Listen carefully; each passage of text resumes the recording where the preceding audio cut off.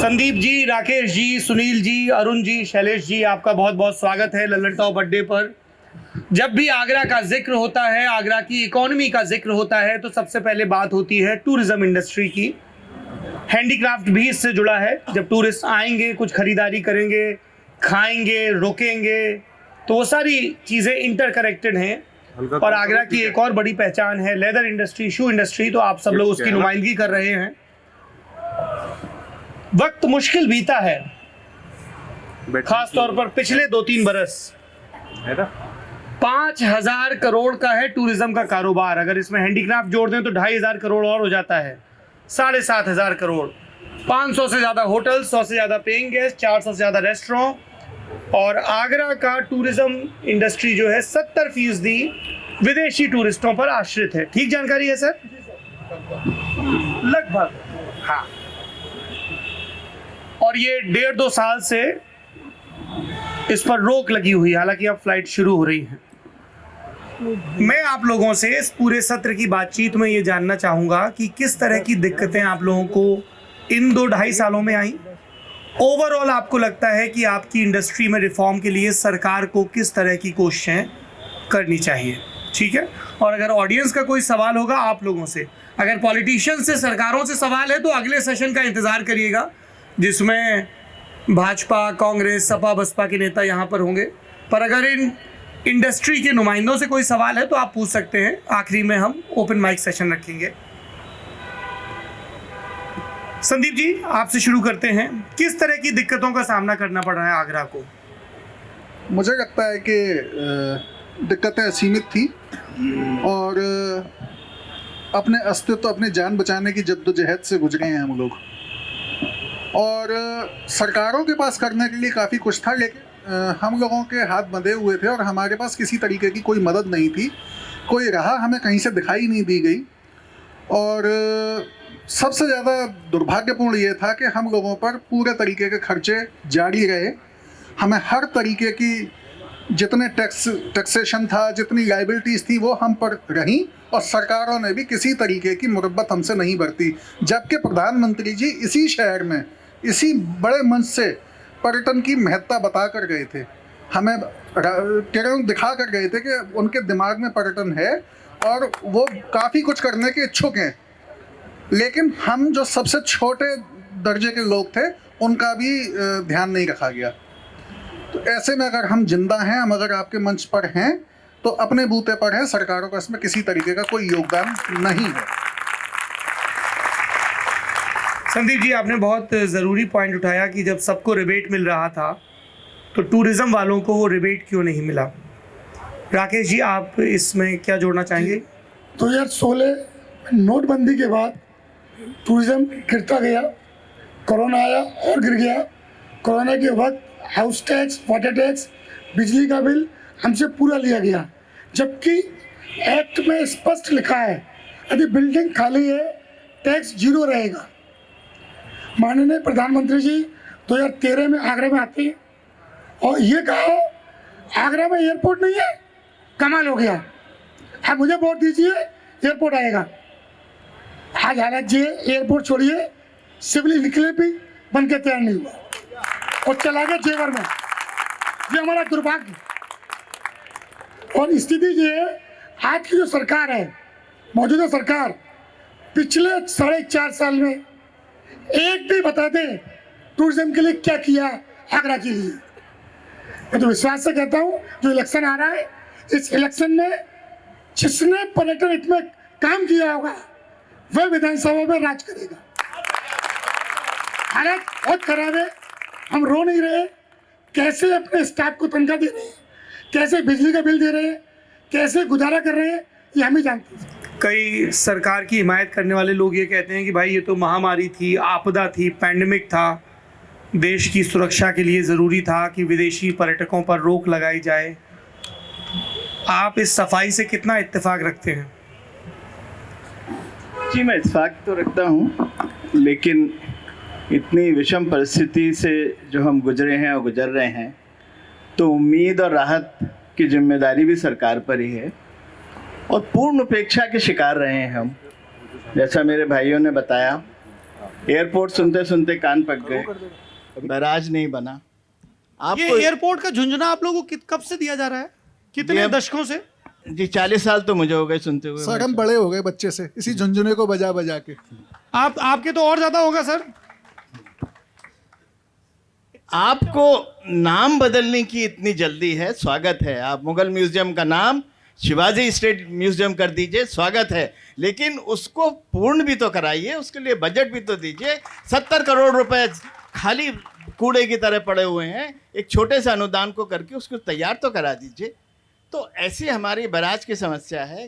कीठम पर तमाम हमारी योजनाएं हैं। स्ट्रीट कैफ़े की योजना थी, किसी भी योजना पर प्रो पुअर के अंदर जितने हमारे स्कीम्स थी सब आपने वहीं की वहीं छोड़ दी। खुशीनगर में एयरपोर्ट, स्वागत है, आप 2 साल में बना सकते हैं, तो हमारा 25 साल में तो बन सकता है। तो जब सरकार कोई काम करना चाहती है, हम भी उनके हैं, 9 विधायक दिए हैं, 2 सांसद दिए हैं, मेयर दिया है, 4 मंत्री दिए हैं, पंचायतें दी हैं, सब कुछ दे दिया, जान दे दी, खून दे दिया, और क्या लीजिएगा? महामारी तो आई है, लेकिन महामारी में सिर्फ एक पर्यटन ही छोड़ दिया आपने। क्या आपके और व्यवसाय नहीं चल रहे? क्या और सबको है, हम लोगों को जीने का हक नहीं है?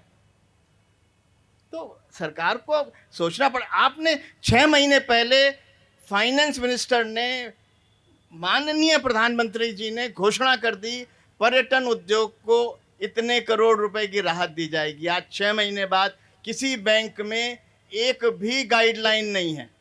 किसी बैंक के पास 10 लाख रुपए का लोन देने के लिए, 1 लाख का लोन देने के लिए कोई रूपरेखा, कोई गाइडलाइन, कुछ नहीं है। सिर्फ आप जब मतलब कमाल है, वोट दे दिया, ले लीजिए, फिर आएंगे, फिर दे देंगे। अब हमें बख्श तो दीजिए आप। राकेश जी आपको जोड़ रहे थे इसमें, माइक पे बोलिए। माइक। ये स्थिति है आज, होटल वाले को बैंक लोन नहीं दे रही। होटल के लिए यदि लोन लेने जाए, आगरा की बैंक लोन नहीं देगी, स्पष्ट मना कर देती है कि आपसे कैसे मिलेगा, कैसे सरवाइव करेंगे आप। क्या उन्होंने इसको डूबता हुआ जहाज मान लिया है? 100%, 100%। माइक पे बोलिए, माइक पे। सुनील जी। जी हाँ, बैंक ने उसको सेंसिटिव सेक्टर डाल के कोई भी टूरिज्म रिलेटेड उसको कोई भी लोन नहीं दे रहा। प्रधानमंत्री तो एकदम देश के सामने घोषणा, टूरिज्म को इतना, उनको इतना। जी देखिए, वो उनके सम्मान में कुछ भी कहना हम जैसे छोटे लोगों के लिए, लेकिन हमारी वेदना किससे कहें और कोई सुने, ये प्रश्न है। प्रधानमंत्री जी के लिए हम कुछ नहीं कहना चाहते। उनके हमारे सम्मान पास के कोई साथ- सेशन नहीं है जहां हम अपने मन की बात कर सकते। अरे लल्लन टॉप अड्डा है ना सर, खुल के बोलिए। तो सर बोल तो दिया, अब इससे ज्यादा तो छाती बची। हमारे पास उसमें खून नहीं है, सब सूख चुका है अब। अरुण जी, ये सरकारें राजस्व देने वाले स्रोत की सुनती क्यों नहीं है? भाई कारोबार फलेगा फूलेगा तो सरकार के पास आमदनी आएगी, लोग खुशहाल रहेंगे, लोगों के पास रोजगार रहेगा। आगरा तो एकदम जैसे ऐसे इंडिया के बहुत सारे आइकन पॉपअप होते हैं ना, सो द मोमेंट आप ग्लोबल लेवल पे इंडिया को मेंशन करो तो सबसे पहले ताजमहल ही दिखाया जाता है, द लैंड ऑफ ताजमहल। किसी को 4 सीन भी दिखाने होते हैं, हॉलीवुड की फिल्म में तो एक ताजमहल का शॉट दिखा देते हैं। जी, इसका आर्थिक आधार भी बता दूं कि भारत की जीडीपी में 9% के लगभग योगदान हमारे पर्यटन उद्योग का है, और लगभग 14 लाख करोड़ का व्यापार हम देते हैं इस देश को। तब हमारी ये औकात है। जी जी, बोलिए बोलिए। ताजमहल को आइकॉनिक मॉन्यूमेंट सरकार बनाना चाहती थी, सबसे ज़्यादा मिसमैनेज मॉन्यूमेंट आज के ही अखबार में है। 1.5 किलोमीटर की लाइन लग रही है, गोल्फ कार्ट के लिए आधे घंटे रुकना पड़ रहा है। तो किस तरह का पर्यटन मैनेज हम कर रहे हैं? क्या एक ताजमहल हम मैनेज नहीं कर सकते? इंदौर के शहर को देखिए, वो पूरे शहर की सफाई मैनेज कर रहे हैं, हम एक ताजमहल के आसपास की ताजगंज की सफाई मैनेज नहीं कर सकते। अरुण जी। देखिए, इस देश को अगर कोई मजबूत ज़मीन दे रहा है पर्यटन के लिए, तो वो और कोई नहीं, हमारा शहर आगरा ही है, जिसको दर्शित करके, प्रोजेक्ट करके इंडिया के अंदर टूरिज़्म को उत्पन्न किया जाता है या उसका पोटेंशियल एनकैश किया जाता है। 265 के आसपास Agra archaeological survey of India circle में मॉन्यूमेंट्स हैं। 265 265 सिर्फ आगरा रीजन आगरा में है। सर्किल में, जिसके अंदर 100 के आसपास आगरा में है और 100 में से मैं समझता हूँ कि 90 जो है वो डेड मॉन्यूमेंट है। रात के समय वो कहाँ है दिखाई नहीं देते हैं। उनके आसपास की सराउंडिंग्स जो हैं, जिनके लिए पथकर निधि यहाँ पर जो बनाई गई, जो कि मुख्य स्रोत है आज आगरा विकास प्राधिकरण का, कि उसमें से बहुत बड़ी राशि तकरीबन 50% से भी ऊपर प्रत्यक्ष अप्रत्यक्ष रूप से मॉन्यूमेंट्स के ऊपर खर्च की जाएगी। उसमें यह हालत है कि किसी भी मॉन्यूमेंट्स की सराउंडिंग उस तरह से नहीं है जिसका कि दर्जा उस तरह से हासिल हो जिसका डिज़र्व करता है वो मॉन्यूमेंट। सुनील भाई ने ठीक कहा कि ताजमहल की स्थिति है तो बाकियों की क्या होगी। और इसमें से अकलौता शहर आगरा था जिसके पास में 3 विश्वदायी संपत्तियां थी अकेला। उसके बाद में रोम और दिल्ली आया। ये इंटरनेशनल लेवल पे आगरे की 3 कौन-कौन से सर? फतेहपुर, आगरा ताजमहल, फोर्ट, फतेहपुर सीकरी और ताजमहल। अच्छा, आगरा और फोर्ट। उसके बाद में 2 का और प्रस्तावना दी गई है, सिकंदरा और इत्माद-उद-दौला। अगर ये 5 भी यूनेस्को अप्रूव कर देता है तो 5 वर्ल्ड हेरिटेज प्रॉपर्टीज़ अगर किसी शहर में होंगी तो वो आगरा होगा। आज 1 करोड़ 10 लाख के आसपास टूरिस्ट, मैं 2 साल पहले कोरोना काल के पूर्व की बात कर रहा हूँ क्योंकि 2 साल हमने काट दिए अपनी ज़िंदगी से, अपने कैलेंडर से हमने काट दिए कोरोना के। उससे पहले जो था 1 करोड़ 10 लाख के आसपास टूरिस्ट आया। और आंकड़े इस बात के गवाह हैं कि जेन्युइन टूरिस्ट जो भारत में आता है, हर चौथा आदमी अगर किसी शहर को देखने की इच्छा व्यक्त करता है तो वो आगरा है। और आगरा ये सबसे निगलेक्टेड है। आगरे की एयर कनेक्टिविटी का जो रोना है वो सही कह रहे हैं कि 30-40 साल इन्हें हो गए, मेरी उम्र शायद थोड़ी और ज़्यादा मुझे भी हो गए, कि आगरा के अंदर इंटरनेशनल फ़्लाइट्स कभी थी, चार्टर भी यहाँ पे आते थे, जर्मनी से भी आते थे, लंदन से भी आते थे, आज कुछ नहीं है। और एयर कनेक्टिविटी यहाँ पर सबसे पुअरेस्ट है। बेंगलोर से एक फ़्लाइट है यहाँ चल रही है और भोपाल वगैरह से इसके अंदर डोमेस्टिक के अंदर थोड़ा सा आया, लेकिन इंटरनेशनल ट्रैफिक भी नहीं है। और इंटरनेशनल ट्रैफिक एयर की भी कोई भी ऐसी योजना अभी तक आगरे में नहीं आई है। आई है तो नज़दीक में जेवर में आई है। अगर जेवर में आई है तो मैं इस बात को आज आपके माध्यम से कहना चाहूँगा कि किसी व्यक्ति विशेष के नाम पे ना रख के उसका नाम ताज एयरपोर्ट कर दे तो उससे कम सम्मान हमें यहाँ मिल जाएगा आगरा को, जिसके लिए वो डिज़र्व करता है। हम लोग वापस से इस सेक्टर पे आएंगे। शैलेश जी, आप लेदर इंडस्ट्री को रिप्रेजेंट कर रहे हैं। पैंडमिक के दौर में या उसके आगे पीछे सरकारों की जो पॉलिसीज़ हैं उनका किस तरह का असर पड़ रहा है? कहाँ पे हम स्टैंड करते हैं? आगरा की जो अहम पहचान है, एक तो ताजमहल और दूसरे मॉन्यूमेंट्स और दूसरा लेदर इंडस्ट्री, अभी क्या स्थिति है? सर, आगरा में बेसिकली 2 ही व्यापार हैं। या माइक थोड़ा तो क्लोजर। आगरा में बेसिकली 2 ही व्यापार हैं, या तो टूरिज्म इंडस्ट्री है या फिर फुटवेयर इंडस्ट्री है। और फुटवेयर में भी 2 पार्ट है, बेसिकली एक्सपोर्ट है और डोमेस्टिक मार्केट है। डोमेस्टिक मार्केट बहुत बुरी तरह प्रभावित रहा क्योंकि कोरोना के टाइम में ऑर्डर्स नहीं आए और लोग फैक्ट्री नहीं चला पाए अपनी। लेकिन हाँ, एक्सपोर्ट के अंदर समस्याएं बहुत ज़्यादा नहीं आई। सरकार का सहयोग भी रहा। सरकार ने विदाउट कोलेट्रल हम लोगों को बैंक से लोन भी दिलवाया। और इसके अलावा जो भी कोरोना टाइम के अंदर जो भी लाइट का बिल था हमारा वो माफ़ कर दिया गया। और कोरोना टाइम में फैक्ट्रियाँ यथावत चलती रहीं। कोरोना टाइम में आगरा की कोई भी फैक्ट्री बंद नहीं की गई थी सरकार की तरफ से। तो हमारी तो इसलिए फुटवेयर इंडस्ट्री बहुत ज़्यादा अफेक्टेड नहीं रही, स्पेशली एक्सपोर्ट सेक्टर। लेकिन हाँ, डोमेस्टिक मार्केट बुरी तरह प्रभावित रहा, ये बात बिल्कुल सच है।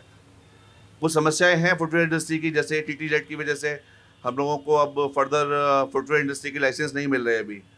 किसकी वजह से? TTZ के अंदर आता है ना अपना पॉल्यूशन। थोड़ा आपको एक्सप्लेन करना पड़ेगा, जो लोग टीवी पे देखेंगे, मोबाइल पे देखेंगे। एक्चुअली सर, आगरा जो है वो TTZ के अंतर्गत आता है और जो पॉल्यूशन बोर्ड है उसने फुटवेयर इंडस्ट्री को ऑरेंज कैटेगरी में डाला हुआ है। तो फर्दर अब कोई भी आदमी आगरा में फुटवेयर इंडस्ट्री नहीं लगा सकता। क्या सरकारों का या नियामक एजेंसीज का ये मानना है हाँ कि जी। ताजमहल के संरक्षण के लिए ये जरूरी है कि हाँ जी। प्रदूषण ना फैले? तो फुटवेयर इंडस्ट्री से कैसे प्रदूषण फैलता सब है? कोई प्रदूषण होता ही नहीं है, लेकिन फिर भी अभी केस चल रहा है, अभी देखते हैं कहाँ तक ये पहुंचती देखो है वो बातें। सर इत्तेफाक नहीं रख रहे हैं। हाँ जी, बोलिए। आप ठीक कह रहे हैं। 2016 के बाद होटल बनना बंद हो गए, उनको परमिशन नहीं मिल रही है। होटल से क्या पॉल्यूशन होता है? 2016 के बाद से आगरा में केवल वाइट कैटेगरी की इंडस्ट्रीज अलाउड है NGT के आदेश से। उसके अतिरिक्त जितनी इंडस्ट्रीज हैं उसके लिए सरकार ने हलफनामा NGT में दाखिल किया है कि हमने रोक लगाई है ताकि प्रदूषण ना फैले, ताकि ताजमहल को कम से कम नुकसान हो। ये जो 4 साल से सड़कें खुदी पड़ी हैं वो दूर हो नहीं, रही वो हैं। विकास कार्य है। वो मेट्रो भी बन रही है, वो भी विकास कार्य है, लेकिन हवाई जहाज से प्रदूषण होता है इसलिए फ्लाइट्स पे रोक है। आपके माध्यम से पूछ रहा हूँ सरकार से, होटल से क्या पॉल्यूशन होता है ये बताएं। मैं आपके माध्यम से पूछना चाहता हूँ, 2016 से होटल पे कोई लाइसेंस नहीं मिला। हाँ, अवैध होटल जरूर चल रहे हैं, लगभग 400। क्या करना चाहिए सरकार को? मान लीजिए कोई सरकार ऐसी आ जाए, मतलब सोचने में तो बुराई नहीं है, सोच सरकार तो को सकते चुनाव ही हैं। लड़ना चाहिए। मैं कह रहा हूँ कि सोच तो सकते ही हैं कि मान लीजिए कोई ऐसी सरकार आ जाए जो सुने। सरकार को चुनाव लड़ना चाहिए। सरकार का यही काम है कि वो चुनाव लड़े, सरकार बनाए, फिर जनता का शोषण करे, फिर सरकार बनाए, फिर चुनाव लड़े। अगर आपको सरकार को कोई सुझाव देना हो, जो जिसको हम लोग कहते हैं ना अंग्रेजी में विन विन सिचुएशन, कि उनको भी लॉस ना हो और आप लोगों को भी, तो आप क्या एक कंस्ट्रक्टिव सजेशन देना चाहेंगे? छोटी छोटी चीज़ें हैं। मुझे लगता है कि सरकार की नज़र से कुटीर उद्योग हट गया है। उनकी नज़र में अनऑर्गेनाइज सेक्टर नहीं है, वो केवल ऑर्गेनाइज सेक्टर पर ध्यान कर रहे हैं ताकि उनसे बड़े पैमाने पर उनको आर्थिक लाभ होते रहें। एक एक आदमी से मांगने में सरकार भी बदनाम होती है और लाभ भी कम होता है। तो कुटीर उद्योग जितना था, चाहे वो जूते का उन्होंने बताया कि डोमेस्टिक साफ, पर्यटन साफ, 5 स्टार होटल्स के लेवल पर समस्याएं कम हैं और हाई स्केल की जो इंडस्ट्री है उसमें दिक्कतें कम थी, लेकिन कुटीर के लेवल पर किसी को पूछा तक नहीं गया। तो सरकार को वापस कुटीर पर आना पड़ेगा। स्वदेशी एक बड़ा महत्वपूर्ण कंपोनेंट था सरकार का, अभी तक होता था, और इस सरकार में शायद उसका आवाज़ सुनाई नहीं दी स्वदेशी की। उस पर आना पड़ेगा, गांव देहात पर आना पड़ेगा, तब जमीन के आदमी तक लाभ पहुंचेगा और वो सरवाइव करेगा। राकेश जी, मैं तो आपसे कह चुका साहब, जब तक सरकार, क्या है आपका चार्टर ऑफ डिमांड, बताइए सर। देखिए साहब, सबसे पहले होटल की बात करूं, होटल पे हाउस टैक्स, वाटर टैक्स, छोटे से होटल पे लाखों रुपए होता है। जब आपके एक्ट में लिखा है बिल्डिंग पे बंद है तो टैक्स नहीं लेंगे, उसको नहीं माना। बिजली का बिल मिनिमम चार्जेस हम लोगों ने 50,000 से 2 लाख रुपए तक पर मंथ दिया होटल बंद पर। ऐसा क्यों किया गया? आगरा में एक कोई बता दे। आपकी ये डिमांड है कि कोविड के टाइम पे जब होटल बंद रहे तब का ये जो चार्जेस हैं ये माफ करें या और इसमें आज सब्सिडी मिले? सरकार इसमें जो बैंक फिक्स लोन तो चार्जेस दे। है, जो फिक्स चार्जेस हैं वो माफ चाहे करें। हमारा एक भी बल्ब नहीं जल रहा और ऐसे दिन आए कि एक भी बल्ब नहीं जल रहा, तब भी हमें चार्जेस इलेक्ट्रिसिटी के देने पड़ गए, फिक्स चार्जेस। फिर आगरा के लिए कुछ नहीं किया। मैं स्पष्ट कह रहा हूँ, टूरिज्म के लिए जो होना चाहिए था उसका 1% नहीं। क्या होना चाहिए, वही मैं पूछ रहा हूँ, वही मेरा सवाल है। देखिए, आगरा में रात्रि के लिए रात्रि बाजार, cultural programme, laser light, musical fountain. Agra में टूरिस्ट आता है, शाम को 5 बजे पूछता है आगरा में क्या है। अच्छा मैं जा रहा हूँ, क्या है आगरा 5 बजे के बाद? कुछ नहीं है। प्रेम मंदिर वृंदावन में है, कृपालू महाराज जी इतना बढ़िया बना सकते हैं, लेजर लाइट, म्यूजिकल फाउंटेन लगा सकते हैं। आगरा पार्कों का शहर है, किसी भी पार्क में आज तक कोई ऐसी व्यवस्था नहीं क्यों नहीं की गई? नाइट बाजार क्यों नहीं बनाया गया? शिल्पग्राम बना, शिल्पग्राम में क्या मकसद था? कल्चरल प्रोग्राम होंगे वहाँ। एक गांव की तरीके से जो कुटीर उद्योग है, आगरा के जो मार्बल है जो बनता है, वहाँ छोटे छोटे दुकानदार लगाएंगे, क्यों नहीं किया गया? छोटी छोटी चीज़ें हैं जिन पे आगरा का 7 से 10 लाख व्यक्ति प्रत्यक्ष अप्रत्यक्ष रूप से टूरिज्म से जुड़ा हुआ है, कुली से लेकर होटल मालिक तक। लेकिन हालात क्या है? कोई सुनने वाला नहीं है। सरकार कुछ सुनने को तैयार नहीं, कुछ करने को तैयार नहीं है। बहुत स्थिति हमारी खराब है, क्योंकि आगरा में, जी जी बोलिए बोलिए बोलिए बोलिए, सुनने ही आया हूँ मैं। देखिए दुर्भाग्य ये है, देश आज़ादी के बाद पहली बार एक पार्टी को 9 MLA, 2 MP, जिला पंचायत अध्यक्ष, एक राज्यसभा का, एक राज्यसभा MP, 3 MP, 4 मंत्री दिए। उसके बाद दुर्भाग्य ये है, कोई सुनने नहीं आता बात को, कोई करने को तैयार नहीं है। ऐसा जी, क्यों? आप कुछ कह रहे थे। सरकारों ने किया है, राकेश जी शायद भूल गए। मजे की बात यह है कि आगरा में कोई भी जगह ऐसी नहीं छोड़ी गई जहां से ताजमहल फोकट में देखा जा सकता हो। यदि किसी पेड़ से ताजमहल दिखता है तो उस पर भी नीचे का टिकट लगा दी गई है। ऐसी ऐसी जगह टिकटें लगाई गई जहां पर कुत्ते और बंदर होते हैं, आदमी होता ही नहीं है। लेकिन वहाँ पर भी 2 स्टाफ लगा के टिकट विंडो स्थापित की गई है। कमाल की बात है, हमने कितना नोचने की स्थिति सोची है। कोई एक जगह शहर में कोई बताए, आप अभी क्विज खेल रहे थे, मैं क्विज में सवाल पूछता हूँ, कोई एक जगह बताओ जहाँ से ताजमहल दिखता हो और वहाँ टिकट ना हो, सरकारी जगह ऐसी।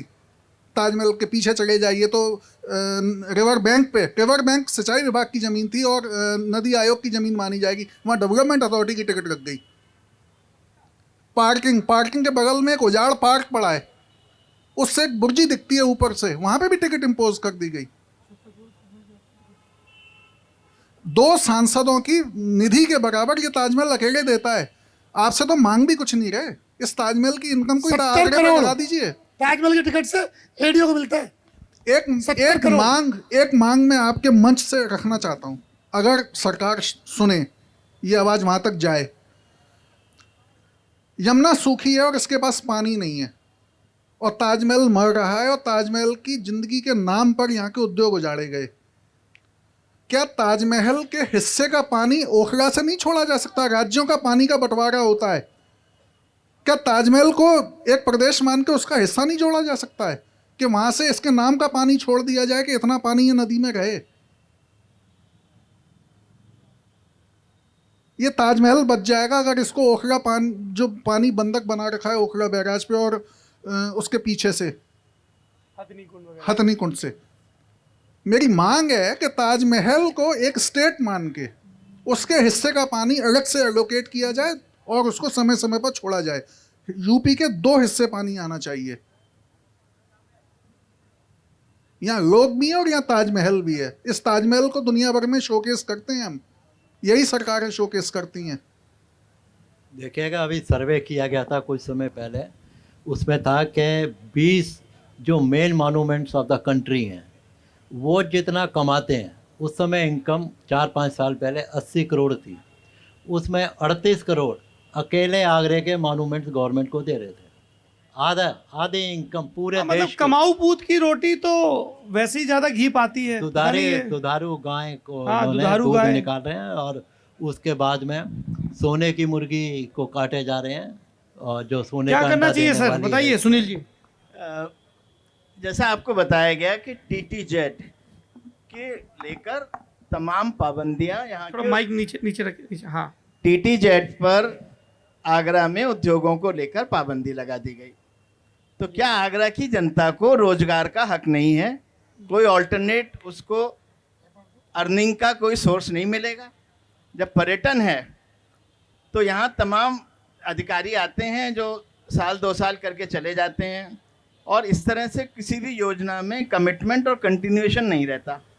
मेरा आपसे माध्यम से सुझाव और रिक्वेस्ट ये है कि आगरा टूरिज्म डेवलपमेंट अथॉरिटी बनाई जाए, जो कि एक अपने आप में इंस्टीट्यूशन हो, और उसको 1000 करोड़ रुपए का बजट दिया जाए, ताकि जितनी योजनाएं हैं, जैसे आपने कहा बैराज, हम सालों से सुन रहे हैं बैराज, तमाम हमारी जो एयरपोर्ट की है और योजनाएं हैं पर्यटन से रिलेटेड, 3 बार उसका उद्घाटन हो चुका है। 3 बैराज बार का बैराज का उद्घाटन, सभी अलग अलग एयरपोर्ट। मुख्यमंत्री या तो राज्यपाल। 1000 करोड़ रुपए सरकार के लिए क्या चीज है? आप तमाम जगह, आप सब जगह बजट दे रही है, और अब चुनाव का वर्ष है, तो भाई आगरा के लोगों को लिए भी जो है वो एक बार मोदी जी आ जाएं यहाँ पर, योगी जी आ जाएं, और 1000 करोड़ आते तो है रुपए। योगी आदित्यनाथ, क्या ऐलान करके जाते हैं? जी वो तो ट्रांजिट में आते हैं ज्यादातर, मथुरा वृंदावन है और दुनिया और भी काम है। तो मतलब आगरा के लिए जो मेन बात है, देखिए किसी की आलोचना करने से मुझे कोई नहीं, मेरा तो ये कहना है कि आगरा टूरिज्म डेवलपमेंट अथॉरिटी एक प्रॉपर इंस्टीट्यूशन, सरकारी संस्था बने, जिसके पास पावर्स हों, जो सारे प्रोजेक्ट्स को लेके चलाए। ये नहीं कि आज चला फिर 2 महीने बाद नया कमिश्नर आ गया, नया वाइस प्रेसिडेंट आ गया, एडीए का अफसर बदल गया, मंत्री बदल गया, वो सब योजनाएं, हमारी कैफे बंद पड़ा हुआ है, म्यूजियम बंद पड़ा हुआ है, जितनी योजनाएं हैं कंटिन्यूटी होनी चाहिए, पॉलिसी कंटिन्यूटी हो, मॉनिटरिंग हो, फंड्स हो। जी सर, बताइए। देखिए, एक फ्रेंडली टूरिज्म जहाँ होता है वहाँ पर एक स्वाभाविक रूप से पर्यटन का उदय हो जाता है। गोवा इसकी बहुत बड़ी मिसाल है, केरला इसके लिए बहुत बड़ी मिसाल है। आगरा के अंदर भी जो कि different monuments different roads and specially जहाँ पर टूरिज़्म उत्पन्न हुआ है, जनरेट हो रहा है और संभावनाएं हैं, उसमें एक फ्रेंडली टूरिज़्म का अनुभव होना चाहिए जब भी पर्यटक वहाँ पर आए।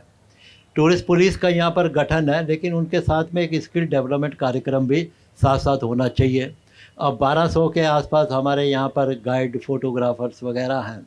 अभी कुछ पास के अंदर रिक्शा वालों को भी भरतपुर के अंदर एक गाइड की तरह से ट्रेन कर दिया गया कि हर वो भी गाइड है, जो कि साथ साथ यात्रा भी करा रहा है और अनुभव भी दे रहा है और जगह का विस्तार पूर्वक वर्णन भी कर रहा है।